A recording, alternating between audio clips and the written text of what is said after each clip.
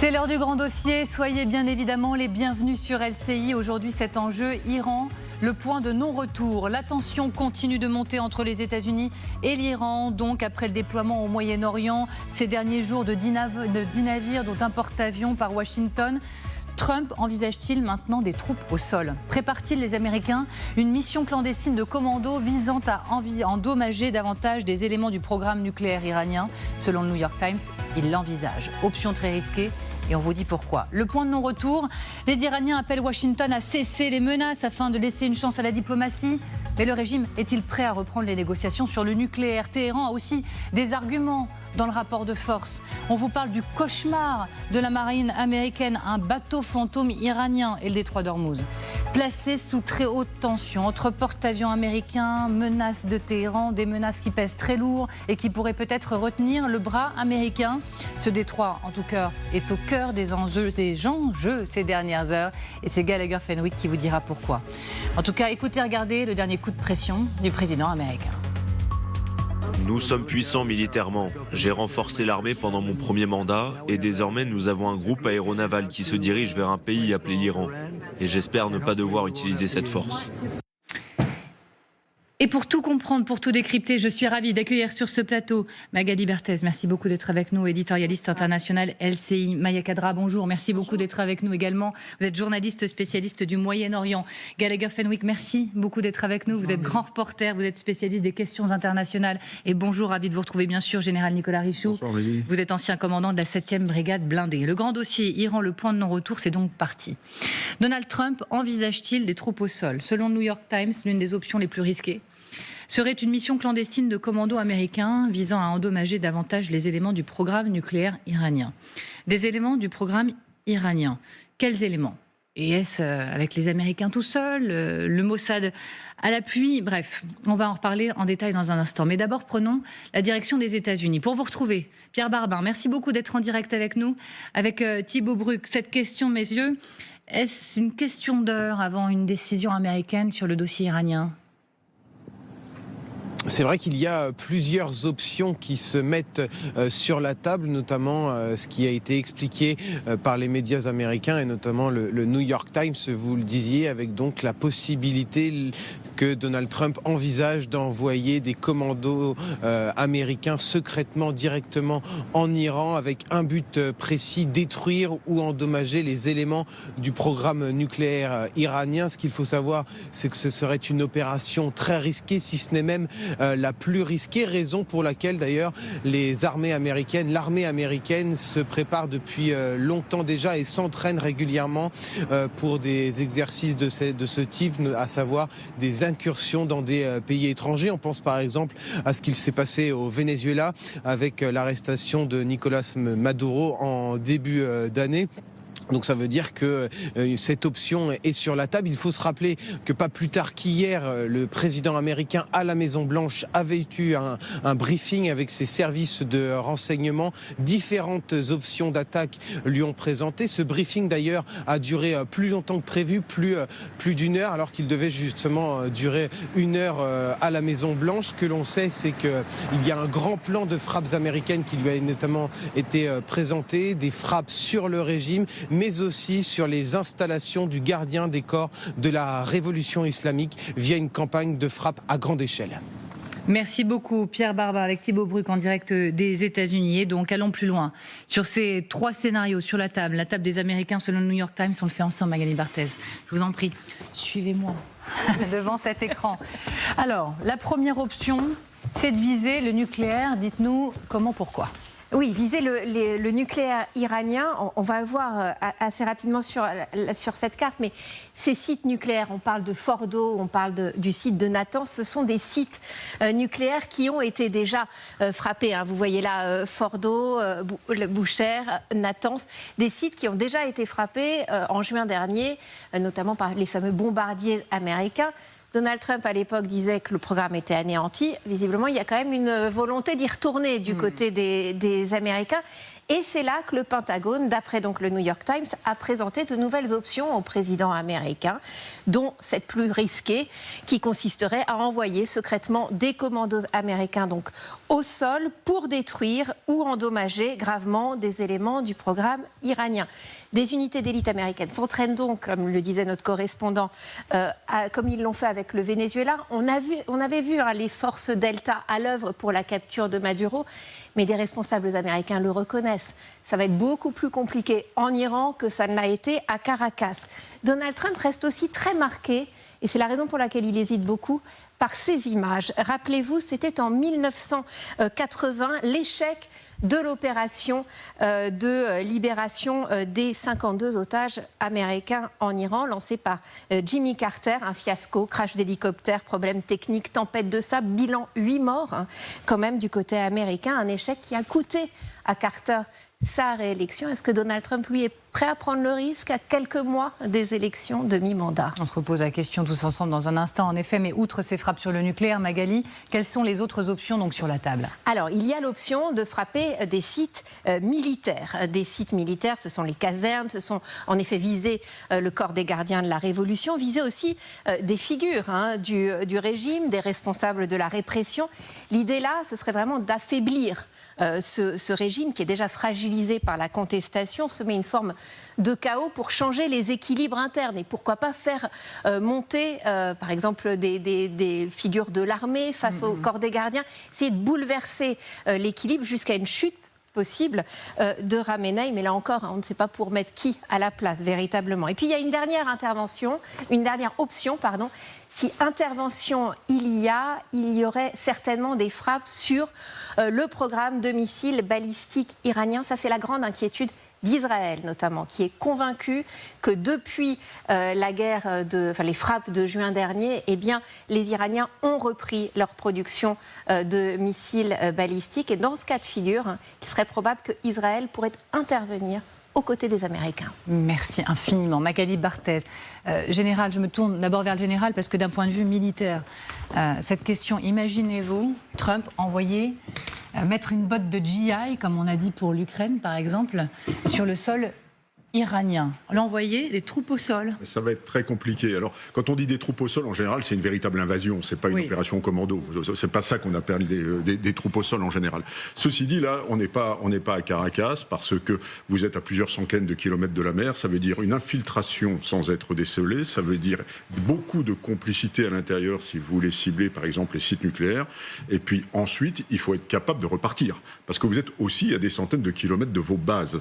Et donc là, on n'est pas du tout dans un registre où on décolle d'un bateau, quelques minutes après on est sur le site et puis on repart dans la foulée. Ça me paraît moi très très compliqué sur le plan technique. Alors tout dépend après des complicités parce qu'il y a forcément des gens du régime qui sont achetables ou qui le sont.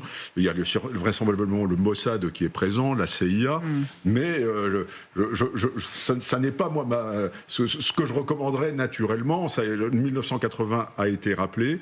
Ça me paraît très risqué politiquement, surtout à 6 mois des mi-termes pour Donald Trump. Donc j'y crois moyennement en fait. Alors des interventions, alors je ne sais pas si ça peut être qualifié de type commando, mais on a en mémoire, c'était l'opération Rising Lion, non, du Mossad pour tirer, cibler, pardonnez-moi, viser des hauts dignitaires. Mais c'était une opération qui avait pris du temps. Il avait fallu des mois de préparation, sauf erreur de ma part. Donc imaginez-vous un scénario comparable là, dans les prochains jours, dans les prochaines semaines. Moi, je suis d'accord avec le général. Vous voyez qu'on peut être d'accord. Bien sûr, Parfois, je pense qu'il y a eu une décision politique qui a été prise côté américain de faire tomber le régime. Parce que dans les dernières conditions de négociation posées par Donald Trump, il y a changement de régime. Le régime ne peut pas continuer comme ça. Donc ça, c'est quand même un nouvel élément. Et qui pourrait s'accompagner très probablement et logiquement, en fait, d'une manière plausible, d'une frappe aérienne, de bombardements très ciblés. Mais concernant la mission commando, c'est là où je partage ce point de vue, très hésitant et précautionneux sur une éventuelle, ou bien sur un éventuel envoi de boots on the ground, parce que ça va impliquer des soldats, ça va impliquer du personnel, et avant les midterms, Donald Trump ne peut pas prendre le risque de faire couler du sang américain. D'autant plus que ça serait une opération vraiment beaucoup plus compliquée que celle de la prise ou bien de l'arrestation de Nicolas Maduro. Mais ça n'enlève rien à la très forte probabilité d'une frappe qui serait coordonnée avec les équipes du Mossad qui sont déjà sur place, en fait. Ces équipes ne se sont pas rétractées. Et vous avez parlé, Amélie, de plusieurs mois de préparation. En fait, c'est des années de préparation, c'est des années d'infiltration au sein même des centrales nucléaires. Je rappelle que ce n'était pas à Arak, c'était à Natanz. Il y a eu presque une grande opération d'envergure après le retrait des États-Unis de l'accord sur le nucléaire en 2018, de vol de données de cette centrale nucléaire effectuée par le Mossad. Donc l'Iran, c'est un pays infiltré. Le régime pourrait tomber, mais envoyer une brigade de commandos, là, j'hésite comme le général. Mais on lit ces dernières heures qu'Israël mettrait la pression. Des responsables israéliens ont fait pression sur les États-Unis pour qu'ils se joignent à eux dans une éventuelle action militaire contre le programme de missiles balistiques, cette fois-ci. Israël met la pression en ce moment même sur les États-Unis pour agir nucléaire, missiles balistiques, etc., pour donner le coup final, asséner le coup définitif? Il y a une véritable crainte, oui, même s'il y a une assurance militaire côté israélien, une supériorité militaire aussi, mais il y a une véritable crainte parce que si jamais il y a une guerre qui est lancée contre l'Iran, ça serait probablement la dernière guerre contre ce régime-là. Ça sera soit la guerre qui fait tomber le régime ou bien une éternisation de ce régime-là. Et donc, c'est un grand risque qui est pris. Et face à ce risque qui est pris, il y a une peur des représailles iraniennes, en effet. Mais concernant, par exemple, je vais commencer point par point. Le programme nucléaire, il a été, je dirais pas neutralisé à 100%, mais il a été sévèrement endommagé après les frappes américaines, surtout à Fordow. La question qui reste en suspens, c'est celle du sort des 400 kg d'uranium enrichi. Concernant le programme de missiles balistiques, il a été déjà visé aussi considérablement, ça on l'oublie, pendant l'opération Rising Lion, la guerre des 12 jours. Il a été ciblé, plusieurs sites de fabrication de missiles balistiques ont été ciblés. Le système de défense anti-aérien a été démantelé aussi, donc il y a moins de crainte qu'avant. On pourrait même considérer que la guerre de 12 jours était la guerre préparatoire de ce qui va se passer bientôt. Intéressant, ça, préparatoire. Est-ce que tout serait... Les soldats américains sur le sol iranien, vous y croyez, vous, Gallagher? Est-ce que vous pensez qu'il prendrait un tel risque, Donald Trump, dans la séquence très mouvementée même de politique intérieure qu'il vient de traverser? Avant le Venezuela, je vous aurais dit non. Après le Venezuela, je vous dis que tous les militaires et conseillers qui y a autour de Donald Trump lui disent qu'il ne faut surtout pas faire ça. Mais Donald Trump, habité par cet énorme succès d'un point de vue opératif au Venezuela, peut effectivement être tenté. Maintenant, Magali a posé une question pendant sa présentation et je vais en ajouter une autre. Elle dit, mais pour mettre qui à la place? Moi, je vais ajouter, pour faire quoi? Parce que si vous voulez, on est en train d'essayer, et je pense qu'on le fait avec beaucoup d'humilité parce que c'est nécessaire, de réfléchir sur la base d'immenses incertitudes. Quels sont les faits qu'on peut poser de manière définitive, des deux côtés d'ailleurs de cette équation? Je pense qu'on a tendance, et c'est normal, d'où vient cette question, si vous voulez, ce narratif du commando inséré?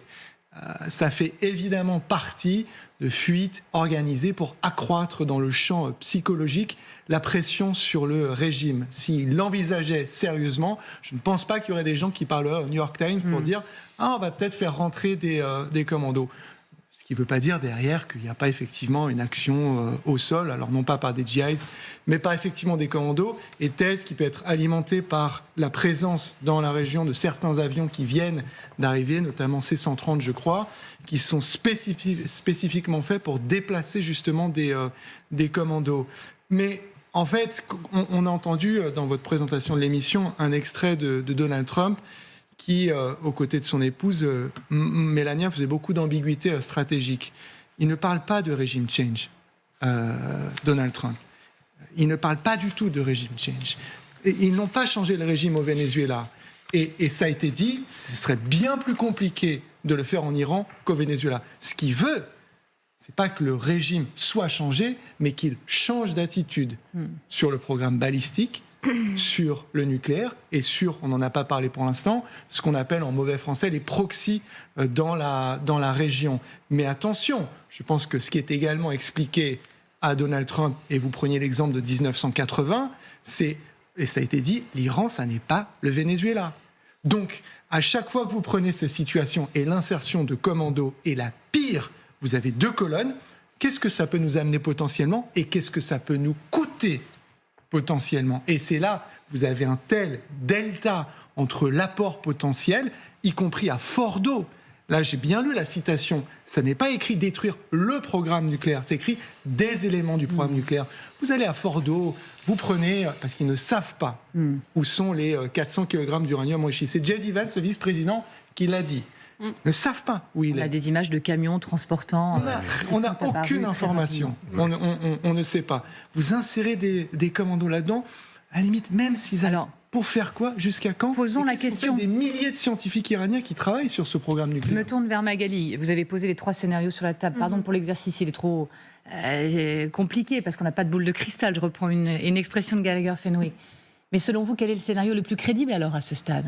Alors, il y a un autre scénario, c'est celui de la négociation. Et si tout ça n'était finalement qu'un grand théâtre, qu'un énorme moyen de pression pour essayer de pousser les mollahs à revenir à la table des négociations.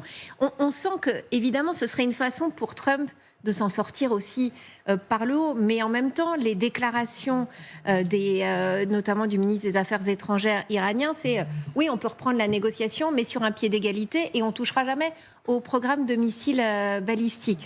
Donc dans ces cas-là, Donald Trump, avec le déploiement de cette énorme armada, se retrouve lui-même un peu coincé parce qu'il va falloir faire quelque chose aussi. Il ne peut pas... C'est ça la grande question, c'est qu'il ne peut pas ne rien faire maintenant et dire finalement c'est bon, la pression avec une telle armada, on ne peut pas revenir en arrière. Je rappelle quand même que c'est le Golfe, le Golfe Persique, c'est aussi le siège de la 5e flotte et que généralement il y a toujours un porte-avions. Donc je veux dire, l'armada qui est regroupée là, elle n'a absolument rien d'extraordinaire. Il y a la 6e flotte en Méditerranée, elle est plus forte, mais bon, il n'y a qu'un porte-avions quand même. Voilà, de la 6e flotte, des fois il y en a 2.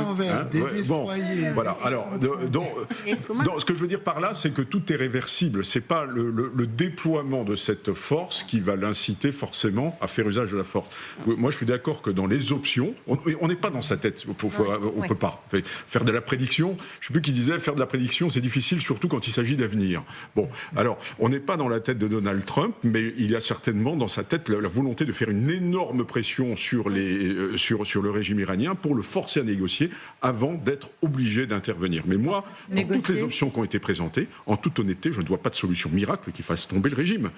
Ça va être un fusil à un coup, et puis après il va dire regardez comme j'ai arrangé la situation, ça sera comme les Iraniens, comme le nucléaire iranien ou comme à Caracas. Général, souhaitons la bienvenue à Héloïse Fayet qui nous rejoint sur ce plateau. Bienvenue à vous sur ce plateau. Merci beaucoup, chercheuse à l'IFRI, spécialiste du nucléaire iranien. C'est précieux de vous avoir sur notre plateau aujourd'hui. Merci d'avoir accepté l'invitation.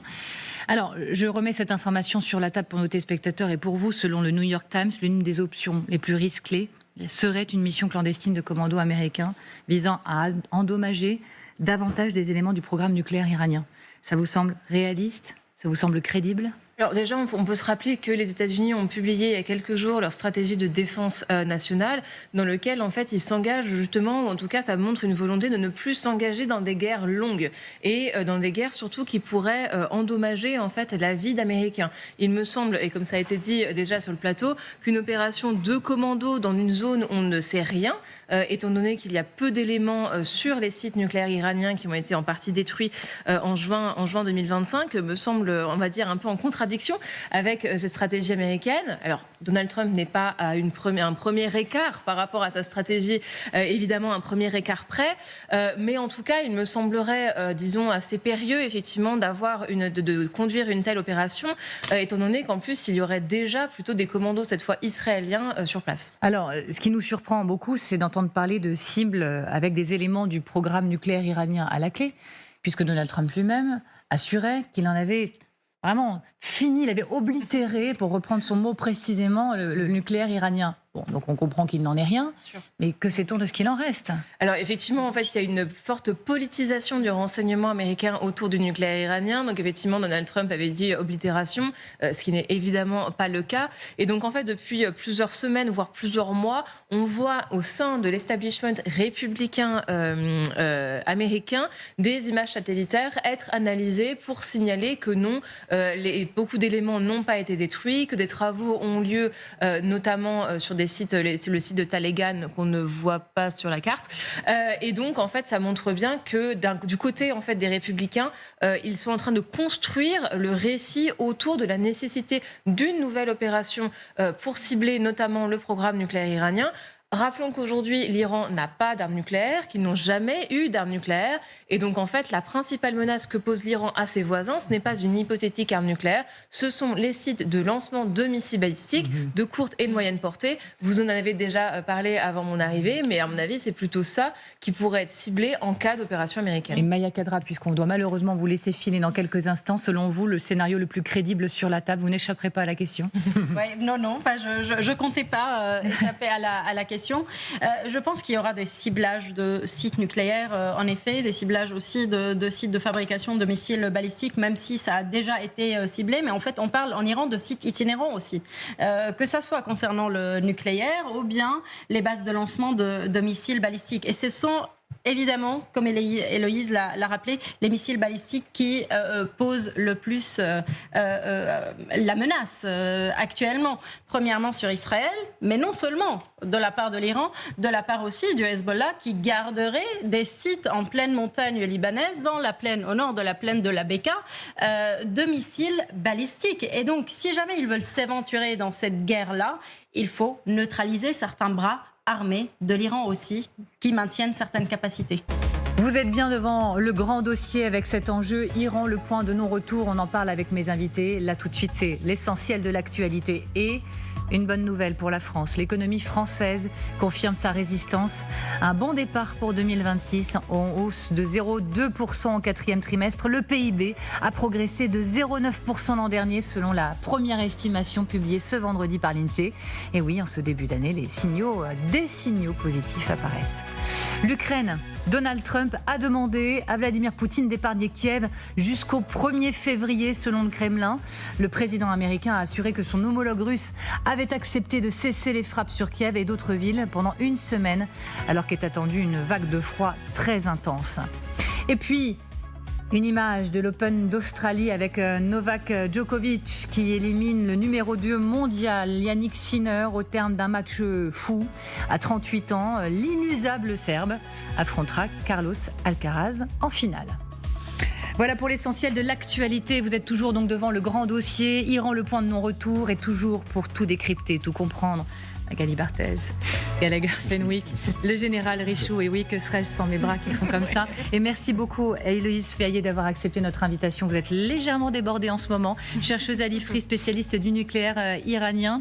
Alors, je vous le disais, entre porte-avions américains, menace de Téhéran, le détroit d'Ormuz et la zone sous extrême tension en ce moment même. La marine iranienne vient d'annoncer, on vous en parlait dès hier, un exercice militaire à tir réel dans le détroit. Cette opération, elle aurait lieu dimanche, lundi, alors que l'armada américaine, elle est également présente dans la zone. Gallagher va tout vous expliquer. Le blocage du détroit d'Ormuz, c'est aussi derrière une augmentation massive des prix du pétrole, par exemple. C'est pas anodin. C'est une arme entre les mains des Iraniens. Allez, on y va tout de suite. Gallagher, devant l'écran, pour aller plus loin. Justement, Gallagher, le détroit d'Ormuz, c'est le lieu qui concentre toutes les tensions ces dernières heures. Expliquez-nous pourquoi. Alors d'abord, rappelez que le détroit se situe ici, bras de mer donc, qui rejoint le golfe Persique à la mer d'Oman elle-même qui fait partie de l'océan Indien. 33 km ici et un point évidemment névralgique, vital pour une grande partie du commerce mondial. 20% du pétrole mondial qui transite par cette zone. 90% du pétrole exporté par l'Iran qui sort de ce port qu'on voit ici en haut, Rouge Karg. Les Chinois, les Indiens, pas seulement qui viennent s'y approvisionner. C'est évidemment une zone où circulent des navires américains pour assurer la liberté de navigation, qui sont basés, on ne le voit pas sur la carte, un peu plus au nord du golfe Persique, au sud de l'Iran, la 5e flotte à Manama, au Bahreïn. C'est donc un véritable carrefour géopolitique, stratégique, énergétique. Et ce n'est sans doute pas un hasard si un homme en particulier s'est fait photographier devant. Regardez, on va voir sa photo qu'il a postée sur Twitter. Ça, c'est l'un des porte-parole du ministère iranien des Affaires étrangères. Un tweet mercredi dernier pour signaler, au cas où on ne l'ait pas géolocalisé, eh bien qu'il est justement devant ce qu'il appelle la perle d'Ormuz, l'île d'Ormuz, manière à peine voilée de rappeler la menace que l'Iran fait peser sur ce carrefour, qu'elle pourrait bloquer en, par exemple, faisant dériver des mines maritimes. Et quelles sont les cibles les plus sensibles autour de ce détroit, Gallagher ? Alors, on va regarder du côté de l'Iran, dont il faut rappeler que ce pays, c'est 1 648 000 km². Et regardez l'immense répartition, la source de ces petits points, on la voit, c'est important de la signaler, Foundation for the Defense of Democracies, une organisation assez proche du milieu néoconservateur. 3 types de sites qui sont répertoriés, sites militaires, installations nucléaires, infrastructures du régime. Alors, sur les installations nucléaires, Magali en a parlé tout à l'heure, les plus connues, Natanz, Ispahan, Fordo, qui ont déjà été frappés en juin dernier, et puis il y en a d'autres. Du côté de l'infrastructure du régime, des emprises qui servent peut-être à ceux qui sont responsables de la répression, les gardiens de la révolution islamique notamment. Rappelez que les sites militaires sont également liés à l'armée régulière également. Alors, les États-Unis ont déjà encercler le détroit, c'est ça Gallagher, et il est à portée de leur tir ? Effectivement, les emprises militaires américaines, en plus de cette immense armada, on les voit se dessiner avec Al-Odeid. La plus connue, c'est ce qu'on appelle le centre du CENTCOM, c'est le centre opérationnel des Américains au Proche et au Moyen-Orient. C'est 11 000 hommes en moyenne stationnés et femmes de manière permanente avec énormément d'équipements. À cela, il faut ajouter des milliers d'hommes et de femmes supplémentaires jusqu'en Turquie avec des moyens aériens supplémentaires qui sont arrivés, très importants, F-15, F-18, F-35, avions ravitailleurs, avions de transport de troupes. Et on ne la voit pas, mais on a aussi un peu plus au sud la base, la fameuse base de Diego Garcia, depuis laquelle pourraient décoller des avions type B-2. C'est ces avions qui, en juin dernier, avaient bombardé les sites nucléaires iraniens. Gallagher Fenwick, merci beaucoup. Parfait, merci beaucoup. L'Iran menace donc de fermer le détroit d'Ormuz à son tour. Arme majeure, arme redoutable, Héloïse Fayet, ils tiennent les Américains, les Iraniens également avec ce détroit de leur côté ? Alors tout dépend en fait du degré de risque que les Iraniens sont prêts à prendre en s'attaquant directement à des intérêts américains dans la zone. Mais il faut bien avoir en tête que pour les Iraniens, dans leur esprit, ont toujours riposté avec une certaine mesure.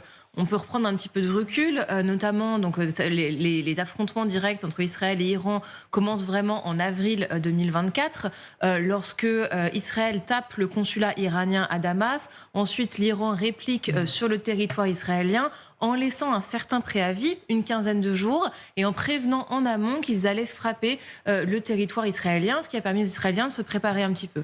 Rebelote en octobre 2024.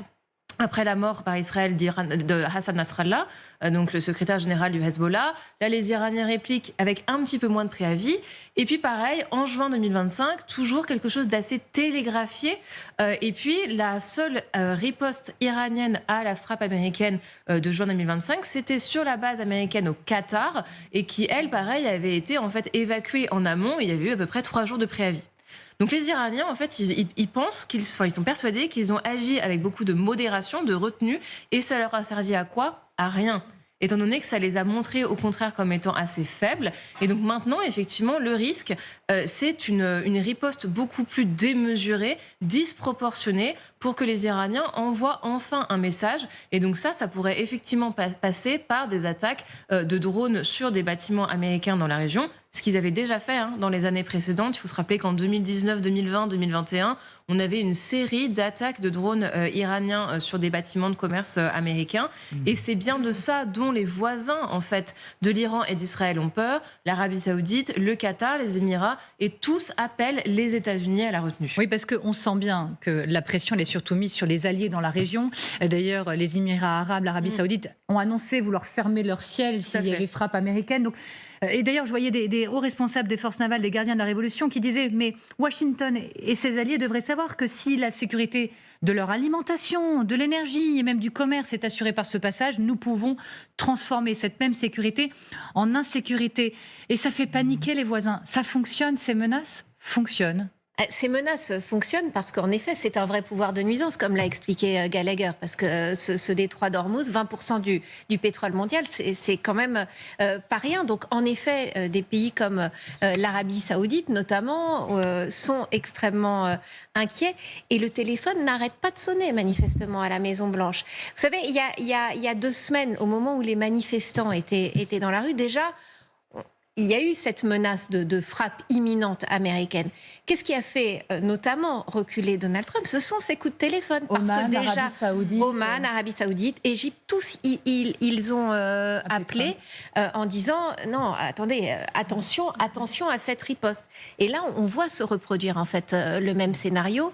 Il y a vraiment une volonté de faire passer le message que le risque est grand, et donc il faut absolument trouver une solution négociée, qu'il faut arriver à faire rebaisser la tension. On va voir si cette solution, elle est vraiment encore sur la table, la solution négociée. Mais d'abord, gardez bien en tête ce détroit d'Ormuz, parce que dans les prochaines heures, vous allez en entendre encore plus parler, puisque un exercice à tir réel a été annoncé hier par les Iraniens autour de ce détroit, et là on va s'arrêter sur ce point, les Chinois et les Russes. Merci beaucoup Charles Divot d'être avec nous à nouveau depuis Moscou. Je vous ai fait patienter, je m'en excuse, vous êtes dans le froid. Cette question, la voilà. Dans quelle mesure, selon vous, les Russes se tiennent aux côtés des Iraniens dans cette entreprise, dans le détroit d'Ormuz par exemple ? Alors c'est très difficile à dire tant la Russie, elle se veut ô combien discrète concernant l'actualité iranienne. Il n'y a eu aucune confirmation par exemple des autorités russes de cet exercice conjoint.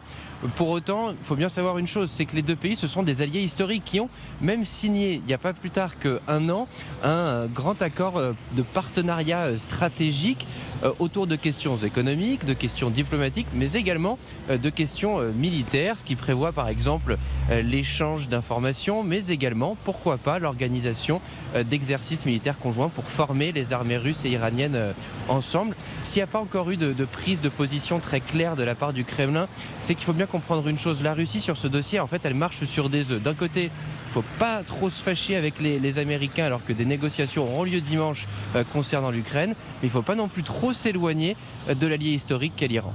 Merci infiniment Charles Divot, vraiment désolé pour l'attente dans le froid, vraiment je m'en excuse, vous semblez frigorifié. Merci encore à vous. Avant de passer sur la question de l'accord possible ou non, à quoi encore une fois peut-on, comment imaginer les exercices dans les prochaines heures dans ce détroit d'Ormuz ?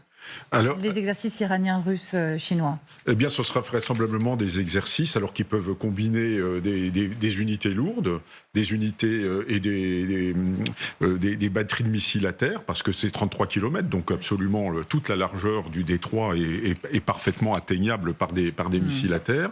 Et puis, peut-être aussi, et peut-être surtout d'ailleurs, avec toutes ces vedettes rapides que l'on connaît, dont on va peut-être parler après, ces vedettes rapides dont les Iraniens possèdent des centaines et qui, dans le passé, ont fait beaucoup parler d'elles, notamment en attaquant des pétroliers. J'avais prévenu quand il est 17h30, je ne vais pas attendre Siavash Ghazi du côté de Téhéran. Siavash Ghazi, merci beaucoup d'être avec nous. Encore une fois, précieux de vous avoir en direct, correspondant France 24 RFI du côté de Téhéran. Le président iranien, ces dernières heures, a appelé Washington à cesser ses menaces afin de laisser une chance à la diplomatie lors d'un échange avec le président turc. Et c'est ce qui est paru également dans un document communiqué officiel iranien. Siavash Ghazi, croyez-vous les Iraniens prêts à négocier ? Alors, le ministre des Affaires étrangères, donc, qui se trouve en Turquie, a dit que l'Iran était prêt à négocier sur le dossier nucléaire, donc revenir à la table de négociation. Mais l'Iran refuse les conditions des États-Unis, c'est-à-dire l'arrêt total du programme nucléaire de Téhéran, une réduction drastique de la portée des missiles iraniens. Ça a été dit par Abbas al-Archi qui se trouve en Turquie. Il a dit pas question de négocier sur le programme balistique de Téhéran, donc pas question de limiter la portée des missiles iraniens. En revanche, pour ce qui est du programme nucléaire, l'Iran est prêt à reprendre les négociations. Mais a donné des garanties sur le caractère pacifique du programme nucléaire iranien. Ces derniers mois, les responsables iraniens avaient laissé entendre que Téhéran pourrait même accepter le transfert des stocks d'uranium hautement enrichis à 60% et peut-être même à 20% à l'extérieur du pays pour donner des garanties aux pays occidentaux et même limiter le niveau d'enrichissement d'uranium. Ça, c'est des choses qui sont acceptables pour Téhéran. En revanche, ce qui n'est pas acceptable, c'est l'arrêt total de ce programme. Donc, on en est là. Est-ce que les Américains l'accepteront ou pas? C'est toute la question. Et donc, il y a l'Iran essaye de mobiliser par ailleurs tous les pays voisins, allant du Pakistan à la Turquie jusqu'à l'Égypte, l'Arabie Saoudite, le Qatar et d'autres pays qui n'ont pas envie que la région connaisse une nouvelle guerre. Et donc, l'Iran essaye de mobiliser tous ces pays-là pour empêcher une escalade et une attaque américaine. Merci infiniment, Siavosh Ghazi, en direct de Téhéran, correspondant France 24 et RFI. Merci beaucoup, Siavosh Ghazi. Croyez-vous à l'accord? Croyez-vous encore à la voie diplomatique? Et vous échangez au plus haut niveau, notamment de la diplomatie française, Loïs Fayet. Est-ce qu'ils ont une idée? Est-ce qu'eux arrivent à décrypter ce qui pourrait se passer? Ont-ils des informations ou sont-ils dans le brouillard en quelque sorte? Alors sur les plans américains pour d'éventuelles frappes en Iran, l'administration française semble également dans le brouillard, enfin, autant que nous, notamment sur les sites qui pourraient être ciblés, sur la question de la temporalité, tout simplement à mon avis parce que les Américains eux-mêmes ne savent pas très bien ce qu'ils veulent faire. Il y a des tensions très fortes au sein de l'administration américaine entre ceux qui sont partisans de ne rien faire parce que c'est un problème en réalité très lointain. Hein. L'Iran ne pose pas actuellement de dilemme de sécurité prégnant aux États-Unis. Et puis une autre frange, elle un peu plus proche peut-être de Donald Trump, mais aussi des représentants israéliens à Washington, qui, eux, en fait, seraient beaucoup plus allants pour une opération. Mais quelque chose de très important à avoir en tête sur une éventuelle négociation, c'est qu'il y avait des négociations en avril 2025, et des négociations directes entre États-Unis et Iran, et qu'au beau milieu des négociations, Israël a lancé cette guerre des 12 jours, et Israël a ensuite été rejoint par les États-Unis. Donc aujourd'hui, les Iraniens n'ont en fait, le gouvernement iranien n'a aucune raison de faire confiance aux États-Unis sur un éventuel accord qui déboucherait à quelque chose. Ils peuvent évidemment gagner du temps, ils sont très bons pour ça. Ils peuvent publier certains communiqués un petit peu flous qui laisseraient entendre que oui, il y a la possibilité de discuter sur les modalités d'un retour à des discussions pour un éventuel accord. Gagner du temps, c'est faisable. Arriver à un accord certain avec des garanties pour être certain non plus que l'éventuel successeur de Donald Trump ne ressorte pas de l'accord. On se souvient bien que c'est Donald Trump lui-même qui est sorti de l'accord sur le nucléaire iranien en 2018. Aujourd'hui, tout ça semble quand même assez improbable, malheureusement. Gallagher Fenwick. Et en revenant même avant ces négociations, les Iraniens avaient, notamment avec les Français, en format P5+1, négocié un accord sur leur programme nucléaire. Et la diplomatie française et partie de la diplomatie européenne pousse justement pour cela, pour le règlement de cette question par la diplomatie et pas par l'action unilatérale américaine. Attention, rappelez-vous ce message un peu sibyllin et cryptique du président français à son homologue américain qui avait publié ce texto en disant « We can do great things on Iran ». Que voulait dire le président français? Juste une petite chose pour rappeler que le programme nucléaire, et je parle sous le contrôle de Madame Fayet, pour ce régime, il est matricielle. La question de l'enrichissement, elle n'est pas cosmétique. Elle est vitale. Ça veut dire qu'il faut avoir ces discussions au plus haut niveau avec le guide suprême, dont la vie est très probablement menacée, ce qui rend également l'exercice, ne serait-ce que de la communication, de le joindre, très très compliqué. Tout cela fait qu'effectivement, on est dans un brouillard qui est sacrément épais. Et mais vous l'avez compris, j'imagine, au fil de cette émission, les Iraniens ont encore du poids dans les discussions, dans la situation et dans le bras de fer également militaire. Et là, on s'arrête ensemble, Général, sur ce qui est présenté ces dernières heures, et vous allez me dire s'il faut relativiser, mais comme le cauchemar des Américains, enfin, le cauchemar de la marine américaine, il faut quand même raison garder, il s'appelle le bateau fantôme iranien, ça nourrit quelques fantasmes, mais bon, on va aller plus loin ensemble. Général.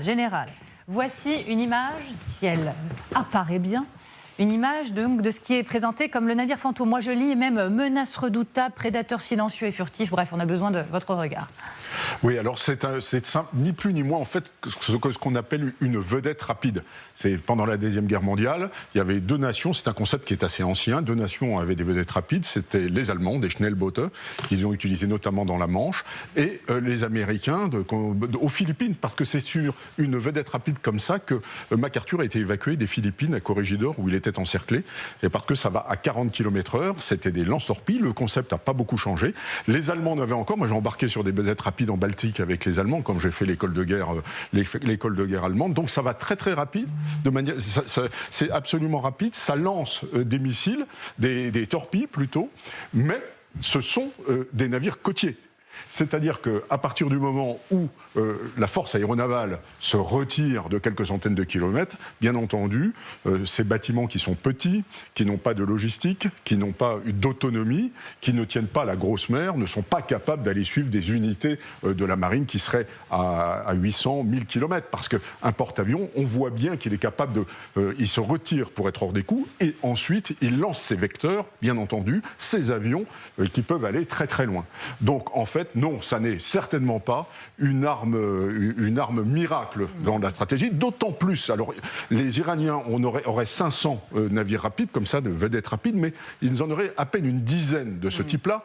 La particularité de cela par rapport aux autres, c'est que ce sont des semi-submersibles, un petit peu comme ceux des Narcos qu'on voit en Colombie ou ailleurs, donc très bas sur l'eau avec une signature radar qui est très faible, et qui est capable de plonger très brièvement. Bon, ceci dit, il n'y a pas de protection anti-aérienne, ils sont quand même fragiles, ils sont vulnérables. En revanche, c'est dans le détroit d'Ormuz, 33 km de large, 20% du commerce mondial de pétrole, comme l'a dit Gallagher tout à l'heure, que ces navires en essaim, ces vedettes rapides, il y en a des dizaines, voire des centaines, pourraient carrément bloquer, effectivement, la circulation mondiale sur les pétroliers. Pendant la guerre Iran-Irak, c'est véritablement les pétroliers qui ont été ciblés par ces vedettes, bien plus que les unités régulières qui, bien entendu, sont très protégées. Merci infiniment. C'est important de poser les choses ensemble. Alors, il ne faut pas croire qu'on trouve divertissant de faire la liste de toutes les armes dans la région, mais il faut bien comprendre qu'on est sur la présence, et là c'est beaucoup plus sérieux, d'une concentration de puissance de feu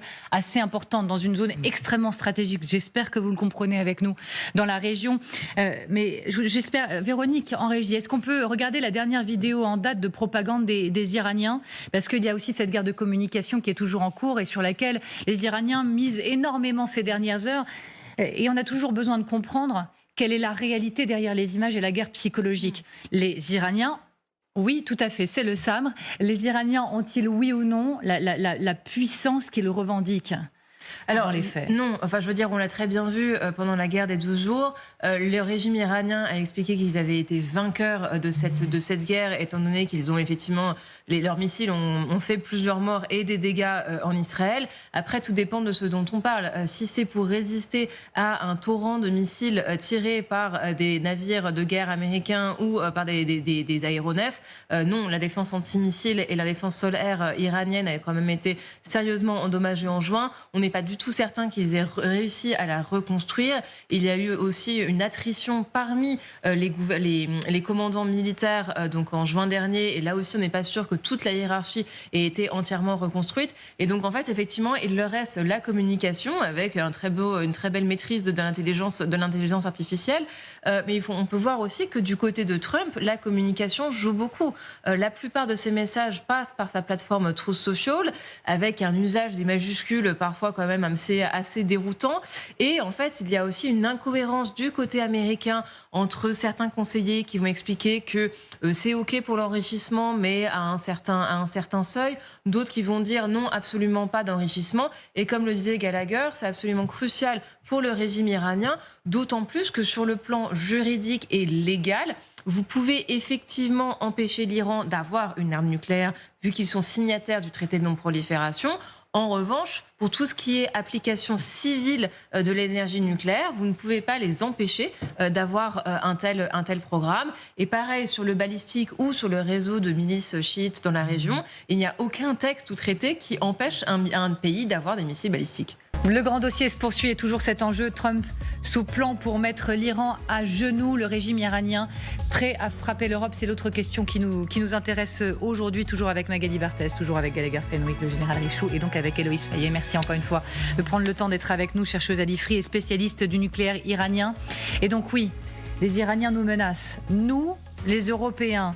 L'Iran menace de conséquences même destructrices. Devons-nous avoir peur d'être frappés ? Tension exacerbée après la désignation Les gardiens de la révolution comme organisation terroriste par l'Union européenne, c'était hier.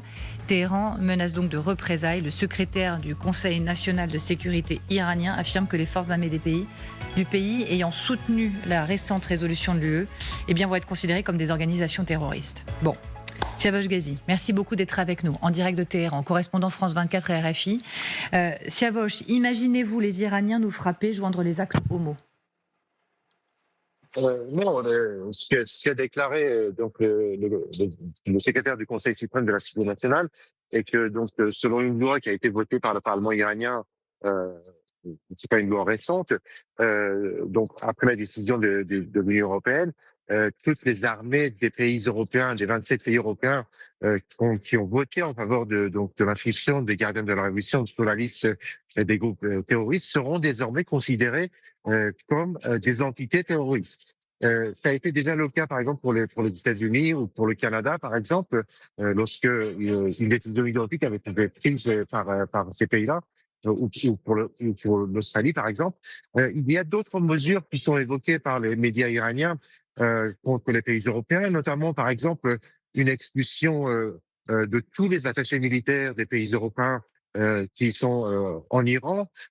Autre réaction qui pourrait être prise par Téhéran, par exemple, remettre la sécurité des ambassades européennes aux gardiens de la révolution, alors que maintenant, à l'heure actuelle, c'est la police, ce sont les forces de l'ordre qui sont chargées du maintien de la sécurité des ambassades étrangères en Iran. Donc, c'est des mesures qui sont évoquées par les médias iraniens et qui pourraient intervenir en représailles à la décision des 27.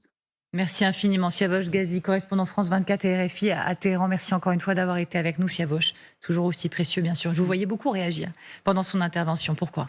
Non, je trouve ça très intéressant, effectivement, ces mesures éventuellement prises en place par le régime iranien sur ce changement de garde, en fait, autour des ambassades. C'est un signal pas tant, à mon avis, d'agression, mais plutôt de pression politique renforcée sur les enclaves, effectivement, diplomatiques européennes en Iran. Alors, pour nous, par exemple, en France, il y a évidemment une ambassade de France à Téhéran, mais il n'y a pas d'attaché militaire. Donc, par exemple, ce qu'expliquait le correspondant, l'expulsion des attachés militaires, ça ne peut pas affecter la France, étant donné qu'il n'y a pas d'attaché militaire à Téhéran. En revanche, aujourd'hui, le régime iranien, sur le plan cinétique, n'est pas capable de frapper l'Europe avec des missiles, mais il peut y avoir effectivement des opérations non cinétiques, par exemple des attaques cyber. Il y en a déjà eu, et il faut se rappeler qu'aujourd'hui même, en ce moment, il y a plusieurs affaires judiciaires en cours en France d'agents plus ou moins liés au régime iranien qui auraient été envoyés sur le territoire français, notamment pour commettre des actes contre des intérêts israéliens ou juifs en France. Et donc c'est quelque chose que l'État français prend assez au sérieux. Donc la guerre hybride. On la retrouve, la guerre hybride. Et puisqu'on parle de l'ambassade de France, rappelons que Cécile Collère et Jacques Paris ne peuvent toujours pas quitter le territoire iranien. Ils sont dans l'ambassade de France. Ils vont bien. Les dernières nouvelles sont qu'ils vont bien. Mais bien sûr, pour le moment, ils n'ont toujours pas l'autorisation de quitter le pays. Et la diplomatie française dit que des mesures de sécurité particulières et renforcées seraient prises autour de l'ambassade en cas, évidemment, d'intervention américaine. Faut-il avoir peur, général ? Avec les Iraniens, il faut toujours avoir peur. Ils sont capables ils ont des proxys, ils peuvent faire un certain nombre de choses. Déjà, s'ils bloquent le détroit d'Ormuz, vous allez voir, si on n'a plus l'approvisionnement qui arrive en pétrole, ça va commencer à être difficile. Mais rappelons-nous quand même que dans les années 80, il y a eu des attentats. Il y a eu l'assassinat de Chapour Bakar, rappelons-nous, qui était le principal opposant à l'ayatollah après la prise de pouvoir. Et puis dans les années 84-85, il y a eu, je crois, c'est 14 attentats à Paris, sur la ligne Paris-Lyon également, ça fait 13 morts, 300 blessés, etc., etc. Et je me souviens même, alors moi j'étais déjà jeune officier, que l'ambassade d'Iran avait été cernée parce qu'il y avait un des terroristes qui faisait partie de l'ambassade et qui était à l'intérieur. Pendant des journées entières, on a cerné l'ambassade d'Iran pour l'empêcher de partir. Et après, forcément, ça finit par négocier, etc. Et puis la pression a peu retombé. Mais on a eu des véritables, au-delà du cyber, de la guerre hybride, etc., on a eu des véritables attentats sur notre territoire il y a 40 ans.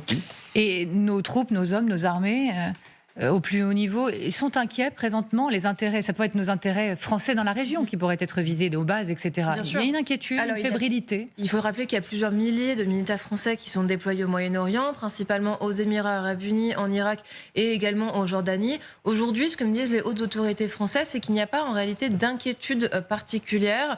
Ils sont persuadés que s'il y a riposte iranienne à une éventuelle frappe américaine, ce sera plutôt sur des intérêts américains ou des partenaires des États-Unis dans la région, mais pas nécessairement contre des intérêts français. On peut se rappeler d'ailleurs qu'il y avait eu énormément d'attaques commises par des milices chiites proches de l'Iran, en Irak, en Syrie, au Liban, dans les années entre 2019 et 2023. Et les forces françaises n'avaient jamais été touchées. C'était vraiment assez ciblé contre les forces américaines. Donc aujourd'hui, il n'y a pas d'inquiétude particulière, mais évidemment, ça reste un sujet de préoccupation pour les autorités militaires et diplomatiques françaises. Allez-y. Non, c'est normal qu'on soit préoccupé par nos intérêts militaires, mais aussi civils dans la région. Il y a beaucoup de civils français dans cette région. Ces mots, ils vont être particulièrement relayés. C'est fait pour. Donc on a besoin de les évaluer. Non, bien sûr. Et notamment, je voyais un message du ministre iranien des Affaires étrangères, Abbas Araghchi, qui dit en ce moment, ce sont les Européens qui agitent les flammes et qui mettent de l'huile sur le feu. Et il y a eu ce message, il fait référence du président français, qui est ancien, j'imagine, qui n'était pas censé être rendu public, qui dit à Donald Trump on va faire de grandes choses sur l'Iran sans que l'on sache ce qu'il entend par là. Mais je pense que davantage que effectivement les intérêts européens, ce sont surtout, de manière comme l'a dit Madame Fayet, cinétique, les pays voisins qui se sentent potentiellement, je veux dire, les Iraniens, on a parlé du détroit d'Ormuz et de leur exportation de pétrole, ils ont déjà montré leur capacité à cibler des sites énergétiques sur la péninsule, donc juste en face. Et leur missile le plus avancé qu'ils ont développé, notamment pas seulement avec de la technologie chinoise, son allonge maximale théorique, c'est 1400 km. Donc effectivement, ils ne toucheront jamais l'Europe depuis le territoire iranien. En revanche, Téhéran-Tel Aviv, c'est 1600 km. Donc quand vous mettez votre compas, il ne serait pas tiré depuis Téhéran, mais à partir de certains sites en Iran, vous voyez que dans la région, avec un missile qui est très très difficile à intercepter, hautement manœuvrable et véloce, faire quand même pas mal de dégâts. Il faut rappeler que le renseignement américain estime qu'à ce stade, ils ont probablement un peu moins de 2000 missiles balistiques encore. Donc, ce n'est pas les seuls missiles qu'ils ont, mais balistiques dans leur arsenal. Donc, c'est un stock qui a été reconstitué et qui leur permet, dans leur esprit en tous les cas, de maintenir une certaine pression sur la région. Notez que tous les pouvoirs, y compris ceux qui ne sont franchement pas amicaux par rapport, officiellement en tous les cas, au régime de Téhéran, ont fait savoir très publiquement qu'ils ne laisseraient pas les Américains utiliser, je cite, leur espace aérien dans le cadre d'une éventuelle opération. Et Héloïse Fayet, je le disais, on a aussi envie de vous soumettre cette question. Vous savez que revient comme un boomerang là tous les jours, voire toutes les heures, la question de l'élimination de l'ayatollah Khamenei. Est-ce que ce serait ça, finalement, la cible dans les prochaines heures du président américain? Mais si c'est le cas, on a vu ces dernières heures des informations filtrées selon lesquelles il pourrait remplacer la tête du régime par d'autres gardiens de la révolution, parce que certains ont peut-être des intérêts à avoir des discussions avec les États-Unis, des intérêts financiers, par exemple, à préserver. Alors la question qui se pose, à mon avis, pour les États-Unis, c'est est-ce qu'ils préfèrent en fait un régime, certes sanguinaire, mais au moins familier, c'est-à-dire le régime qu'on a actuellement avec l'ayatollah Khamenei à sa tête, qui en réalité, il faut se rappeler, est aussi en fait quelqu'un qui ne fait pas rempart, disons, entre une arme nucléaire iranienne et les gardiens de la révolution, mais qui n'est pas aussi fanatique que d'autres gardiens de la révolution. Parce qu'en fait, ce qu'il faut avoir en tête aussi, c'est qu'au sein des gardiens, il y a en fait une nouvelle élite qui monte de plus en plus, qui n'a jamais connu autre chose que la République islamique et qui est prêt à tout pour la sauvegarder. Donc en réalité, à mon sens, une décapitation du régime serait plus dangereuse que de laisser l'ayatollah Khamenei en place, d'autant plus qu'en fait, Khamenei, il commence à perdre, il est assez âgé, maintenant il a plus de 86 ans, il commence à perdre de l'influence au sein du régime iranien, et donc ça reste au contraire, à mon sens, quelqu'un, alors c'est évidemment compliqué de négocier de négocier avec lui, mais en tout cas, Trump ne pourra pas faire la même chose avec Khamenei que ce qu'il a fait avec Nicolas Maduro. Je veux dire, la vie politique iranienne est quand même beaucoup plus riche et complexe que la situation au Venezuela. Et puis peut-être un dernier point, alors qu'effectivement on réfléchit à des solutions, enfin même pas des solutions, mais des actes tels que l'assassinat d'un chef d'État ou la mise en valeur en fait d'une éventuelle menace iranienne sur l'Europe. Ce qu'il faut rappeler quand même, c'est que là aujourd'hui Trump, toutes ces menaces, il les conduit entièrement en dehors du droit international. Il n'y a pas de mandat de l'ONU pour une éventuelle attaque sur le territoire iranien. L'Iran aujourd'hui ne pose pas de menaces extrêmement concrètes à ses voisins, contrairement à ce qui pouvait avoir eu lieu en juin 2025 où il y avait eu une tentative de manipulation d'un rapport de l'Agence internationale de l'énergie atomique pour nourrir cette attaque. Donc il y a un peu ça à avoir en tête aussi. Je vous remercie, c'était vraiment passionnant de vous entendre, Héloïse Fayet. Merci d'avoir accepté l'invitation. Chercheuse à l'IFRI, spécialiste du nucléaire iranien, vous êtes la bienvenue très prochainement, même si je sais que vous êtes complètement débordée, mais quand même l'invitation est sur la table. Magali Barthez, merci, c'est toujours passionnant également. Merci beaucoup Gallagher Fenwick, merci Général Richaud, toujours un plaisir. Merci à vous de nous regarder et vous le savez désormais, vous pouvez nous écouter en podcast. Ça fonctionne de mieux en mieux, merci beaucoup.